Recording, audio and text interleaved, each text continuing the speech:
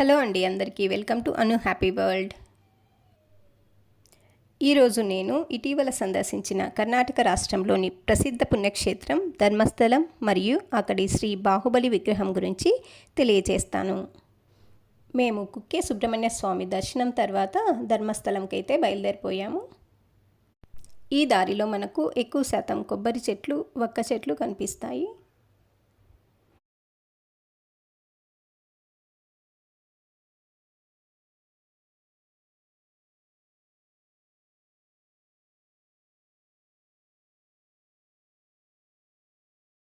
మేము ఈవినింగ్కి ధర్మస్థలం అయితే వచ్చేసాము. గుడికి 10 నిమిషాల వాకబుల్ డిస్టెన్స్లో అయితే రూమ్ని బుక్ చేసుకున్నాం.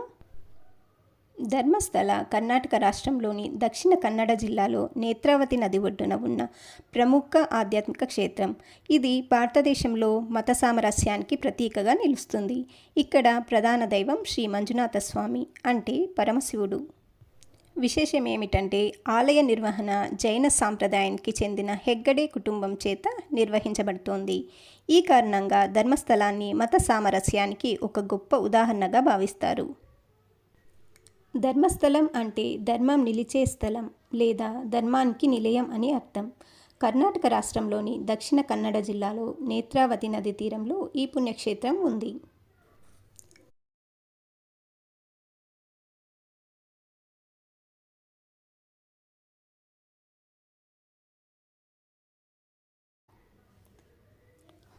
సుమారు 8 సంవత్సరాల క్రితం ఈ ప్రాంతాన్ని కుడుమ అని పిలిచేవారు. జైన నాయకుడు బిర్మన్న హెగ్గడే ధర్మదైవాల ఆదేశానుసారం ఈ క్షేత్రాన్ని అభివృద్ధి చేశారని కథనం చెబుతుంది. తరువాత మంగళూరులోని కద్రి మంజునాథ ఆలయం నుంచి శివలింగాన్ని తీసుకొచ్చి ప్రతిష్ఠించారు. ఆ తరువాత మేము రత్నగిరి కొండపై ఉన్న శ్రీ బాహుబలి విగ్రహాన్ని సందర్శించాము. ఈ విగ్రహం సుమారు 39 అడుగుల ఎత్తు కలిగి ఉంది. 1982లో ప్రతిష్ఠించబడిన ఈ విగ్రహం ఒకే రాతితో చెక్కబడి ఉంది. బాహుబలి జైన మతంలో త్యాగం, సహనం మరియు ఆత్మవిజయానికి ప్రతీకగా భావించబడతాడు. బాహుబలి కథ చాలా ప్రేరణాత్మకమైనది. ఆయన రాజ్యాన్ని, సంపదను, అధికారాన్ని త్యజించి తపస్సు చేశారు. ఇప్పుడు బాహుబలి కథ గురించి తెలుసుకుందాం. అయోధ్య రాజు వృషభనాథుడు ప్రపంచ జీవితం నశ్వరమని గ్రహించి తన రాజ్యాన్ని కుమారులకు పంచి తపస్సు చేయటానికి వెళ్ళిపోయాడు. ఆయన పెద్ద కుమారుడు భరతుడు అయోధ్యకు రాజయ్యాడు. చిన్న కుమారుడు బాహుబలి పౌదనపురాన్ని పాలించాడు. ఒకరోజు భరతునికి దివ్యమైన చక్రరత్నం లభించింది. దాని సహాయంతో అతను అనేక రాజ్యాలను జయించాడు. కానీ తన సోదరుడు బాహుబలిని జయించకపోవడంతో చక్రం రాజధానిలోకి ప్రవేశించలేదు. అందుకే భరతుడు బాహుబలిని తనకు లొంగిపోవాలని కోరాడు. బాహుబలి స్వాభిమానంతో లొంగిపోకుండా సవాలు చేశాడు. ఇద్దరి మధ్య యుద్ధం జరగబోతుండగా అనవసరమైన రక్తపాతం నివారించేందుకు మంత్రులు పూర్తి యుద్ధం బదులుగా ఇద్దరి మధ్య పోటీలు నిర్వహించాలని నిర్ణయించారు. ఆ పోటీలన్నింటిలో బాహుబలి విజయం సాధించాడు.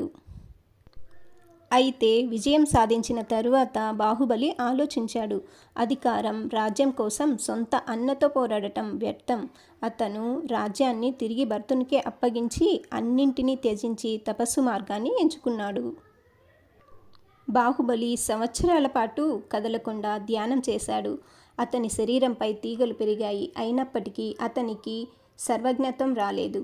కారణం అతని మనసులో ఇంకా సూక్ష్మమైన అహంకారం మిగిలి ఉండటమే. ఈ విషయం తెలుసుకున్న భరతుడు బాహుబలి వద్దకు వచ్చి నమస్కరించి క్షమాపణ కోరాడు.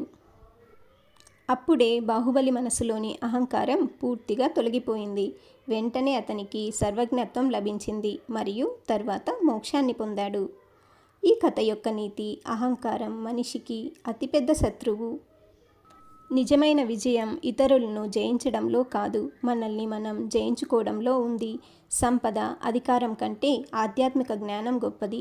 త్యాగం, వినయం, ఆత్మజ్ఞానం మనిషిని ఉన్నత స్థితికి తీసుకెళ్తాయి. అందుకే జైన సంప్రదాయంలో భగవాన్ బాహుబలి త్యాగానికి, ఆత్మ విజయానికి ప్రతీకగా ఆరాధించబడుతున్నాడు.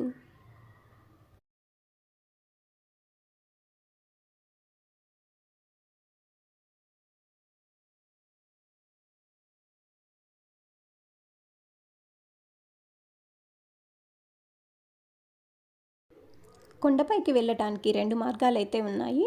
మేము మెట్ల నుంచి వెళ్ళాము. ఇంకొకటి రోడ్డు మార్గం కూడా ఉంది.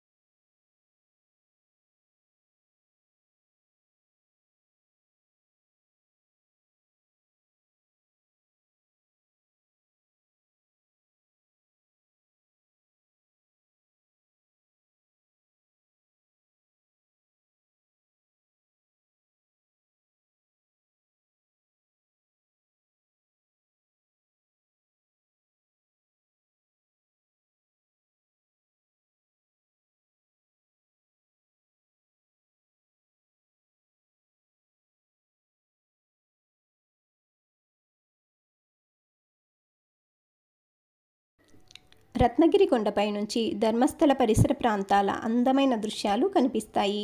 ప్రకృతి సౌందర్యం, ప్రశాంత వాతావరణం మనసుకు ఎంతో ఆనందాన్ని కలిగిస్తాయి.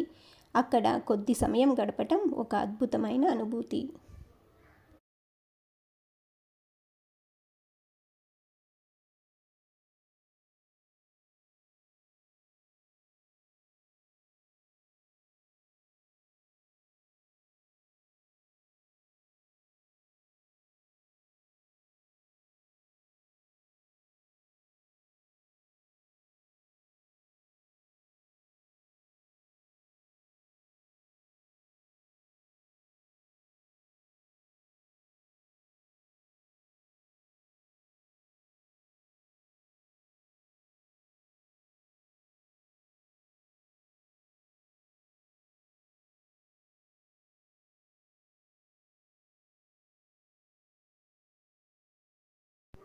ధర్మస్థలంలో మ్యూజియంలు, పురాతన వస్తువుల ప్రదర్శనలు కూడా ఉన్నాయి.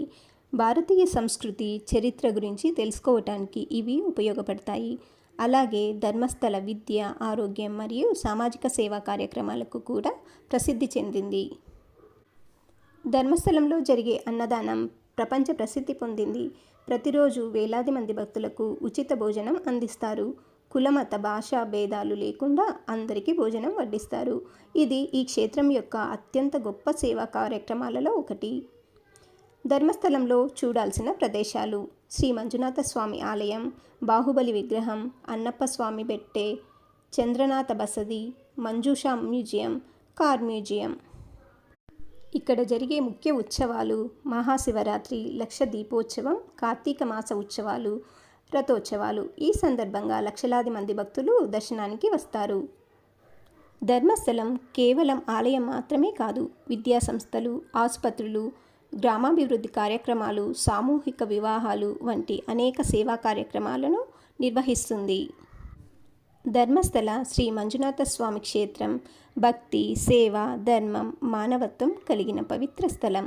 ఇక్కడికి వచ్చే ప్రతి భక్తుడు ఆధ్యాత్మిక ప్రశాంతతను పొందటమే కాకుండా సేవాభావం మరియు ధర్మం యొక్క గొప్పతనాన్ని కూడా తెలుసుకుంటాడు.